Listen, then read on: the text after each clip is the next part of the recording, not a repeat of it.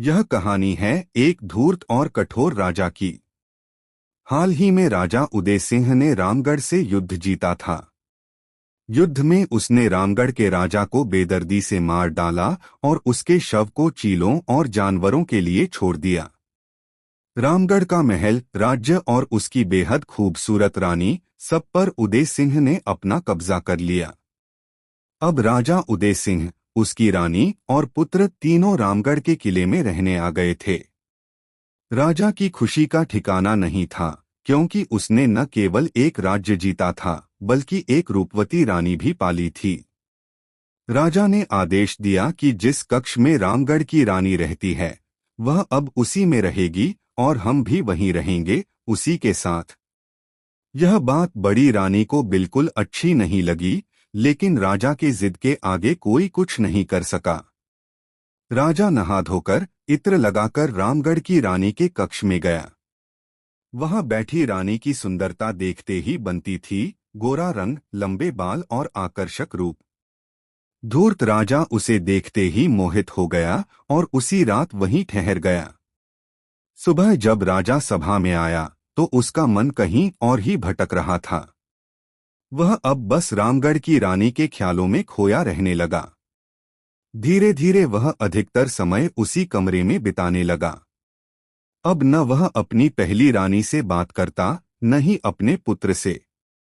राज्यसभा में आना जाना भी उसने बंद कर दिया। राज्य के कामकाज की उसे कोई परवाह नहीं रही। उसका जीवन अब बस रामगढ़ की रानी के इर्द गिर्द सिमट चुका था। ताज्जुब की बात तो यह थी कि महल में राजा के अलावा रामगढ़ की रानी को किसी ने देखा ही नहीं था। ऐसे ही लगभग 6 महीने बीत गए। राज्य में सूखा पड़ने लगा, खजाना खाली हो गया। एक दिन बड़ी रानी ने राजा को संदेश भिजवाया। राज्य की हालत बहुत खराब है, धन समाप्त हो गया है और पड़ोसी राज्य कभी भी हमला कर सकते हैं। सेवक वह संदेश लेकर रामगढ़ की रानी के महल पहुंचा। उसने काफी देर तक राजा का दरवाजा खटखटाया, पर न कोई उत्तर मिला, न दरवाजा खुला। सेवक पूरी रात प्रतीक्षा करता रहा, पर राजा बाहर नहीं आया। सुबह सेवक ने यह बात बड़ी रानी को बताई। यह सुनकर बड़ी रानी क्रोधित हो उठी और स्वयं वहां जाने का निश्चय किया। वह रानी के महल पहुंची, पहले धीरे से दरवाजा खटखटाया। कोई जवाब नहीं मिला। फिर उसने सैनिकों से दरवाजा तुड़वाया और अंदर चली गई। अंदर जो दृश्य उसने देखा वह देखकर उसके पैरों तले जमीन खिसक गई। राजा अकेला बैठा था, किसी से बातें कर रहा था, हंस रहा था, मानो किसी के साथ खेल रहा हो। राजा की हालत ऐसी हो गई थी मानो उसकी हड्डियों पर बस त्वचा ही बची हो, आंखें गहरी और चेहरा बिल्कुल कमजोर पड़ चुका था। पर वहां कोई नहीं था, न रामगढ़ की रानी, न कोई और।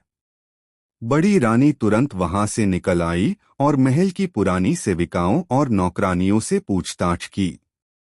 सबने बताया, युद्ध में अपने पति की मृत्यु का समाचार सुनते ही रामगढ़ की रानी ने जौहर कर लिया था। यह सुनकर बड़ी रानी स्तब्ध रह गई। अगले ही दिन वह राज्य छोड़कर अपने पिता के राज्य लौट गई। अब वह धूर्त राजा उदय सिंह उसी कमरे में अकेला रहता था। दिन-रात किसी अदृश्य छाया से बातें करता, हंसता और कभी बाहर नहीं निकलता। धीरे धीरे पूरा राज्य और महल वीरान हो गया। लोगों ने वहां आना जाना बंद कर दिया।